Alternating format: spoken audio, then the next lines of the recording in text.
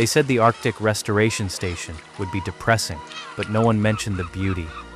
I've been stationed at ARS-7, nicknamed the Rusty Pumpkin by everyone, for 3 months now. The locals, mainly research scientists and climate engineers, laugh when I still stop to stare. Today marks my 100th day monitoring the glacial stabilization system. Harley says I'll get used to it. She's been here 2 years and barely glances at the view anymore. Jordan, are you planning to stare at ice all day or help me recalibrate the eastern sensors?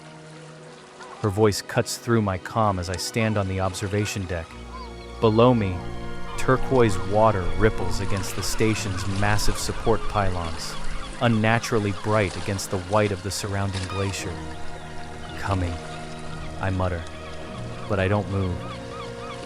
The morning light catches on the rusty orange exterior of our station.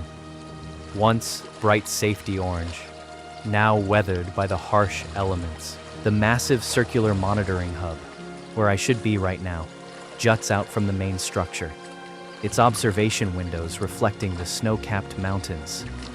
I tap my neural implant twice, capturing the image to send to my sister later.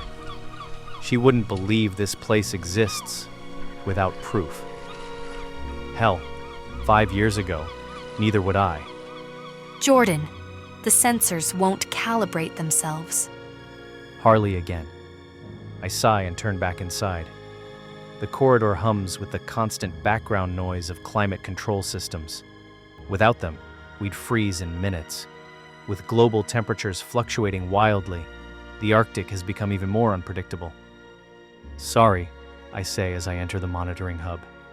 Just taking it in. Harley rolls her eyes, but smiles. Rookie, you'll be sick of ice and rust soon enough. The hub is controlled chaos. Screens displaying glacier stability metrics, atmospheric conditions, and repair schedules cover every wall. In the center, our 3D projection shows ARS-7 and the surrounding 10 miles of ice sheet. Little red dots indicate trouble spots where our systems are actively working to slow the melt. The eastern array is showing a 3% drop in efficiency. Harley explains, pointing to a cluster of red dots. Kennedy thinks it's just ice buildup, but I want to check before we send the drones. Kennedy waves from across the room without looking up, always focused. They call our team the Ice Guardians in the press releases, but really, we're just technicians making sure expensive equipment doesn't fail in one of the most hostile environments on Earth. We work silently for an hour, running diagnostics. My mind wanders to the message I received from my brother Marcus this morning. His area in Florida just implemented the new managed retreat program. 8th time he's had to move in 10 years. The coastlines aren't what they used to be. Harley, I say suddenly, do you ever think about what we're actually doing here? Like, is this really making a difference? She doesn't look up from her tablet. Keeping the glaciers from completely melting and raising sea levels another 6 feet? Yeah, I'd call that making a difference. But we're just buying time. Time is the whole point, Jordan. Kennedy joins us, coffee in hand. Time for the carbon capture arrays to do their job. Time for people to adapt. The station alarm blares suddenly, making us all jump.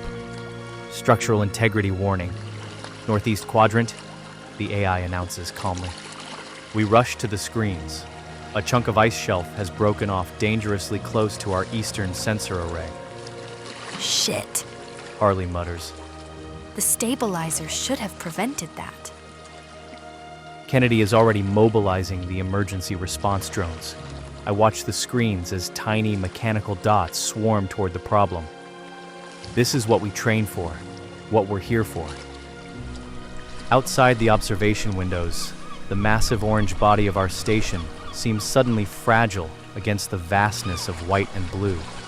I think about my brother Marcus again, and about the millions like him, waiting for us to succeed. Timer's running, I say quietly. Harley glances at me, understanding in her eyes. Always has been. In the distance, A section of glacier shifts and groans. We all pretend not to hear it. This has been The Rusty Pumpkin. If you enjoyed this story, please like and subscribe.